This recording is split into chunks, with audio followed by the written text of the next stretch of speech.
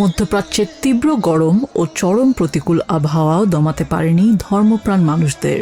শনিবার ইরাকের মধ্যাঞ্চলীয় প্রদেশ কারবালার পবিত্র ভূমি মুখরিত হয়ে ওঠে লাখো শিয়া পুণ্যার্থীর পদচারণায়। তাপমাত্রার রেকর্ড ১২২ ডিগ্রি ফারেনহাইট স্পর্শ করলেও ইমাম হোসেন ও ইমাম আব্বাস রাজিয়াল্লাহু তাআলা আনহুর মাজারে ঢল নামে দেশি বিদেশি জিয়ারতকারীদের।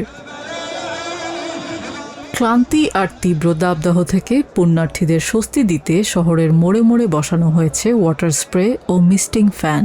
স্বেচ্ছাসেবকরা বিতরণ করছেন বরফ শীতল পানি। তবে আবহাওয়া যত কঠিনই হোক না কেন, ভক্তি ও ভালোবাসার কাছে সব কষ্টই যেন ফিকে হয়ে গেছে। কারবালার এই পবিত্র রওজা জিয়ারতে তীব্র গরম আর প্রতিকূল আবহাওয়া আমাদের জন্য বাধা হতে পারেনি, কারণ শিয়া সম্প্রদায়ের কাছে ইমাম হোসেন ও ইমাম আলীর স্মরণে এই দিনগুলো অত্যন্ত বরকতময় ও মর্যাদাপূর্ণ।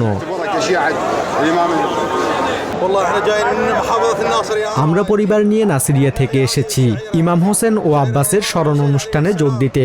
আমরা এই তীব্র গরমকে তোয়াক্কা করছি না, আমাদের মূল উদ্দেশ্য কেবল এই পবিত্র স্থানে পৌঁছানো। মাথার উপর টানা রোদের কারণে হিটস্ট্রোক ও শারীরিকভাবে অসুস্থ হয়ে পড়ছেন অনেকেই। জরুরি স্বাস্থ্যসেবায় অস্থায়ী হাসপাতালগুলোতে তৈরি রাখা হয়েছে বিশেষ ব্যবস্থা।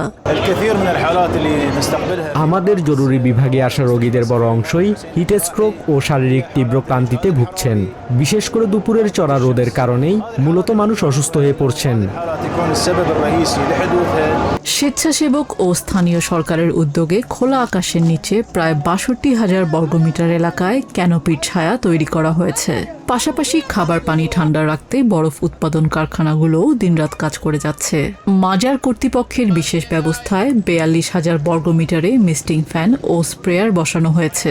এছাড়া পুরো ওল্ড সিটি এলাকায় ৩২টি মেডিকেল ইউনিট এবং ১,৮০০ স্বাস্থ্যকর্মী মোতায়েন রয়েছে।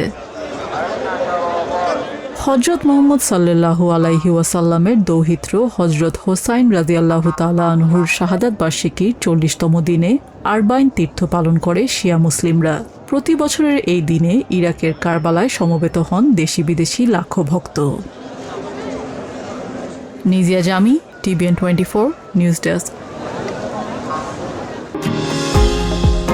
নিউ ইয়র্ক থেকে সম্প্রচারিত টিবিএন 24 টেলিভিশন বিশ্বজুড়ে বাঙালির কণ্ঠস্বর।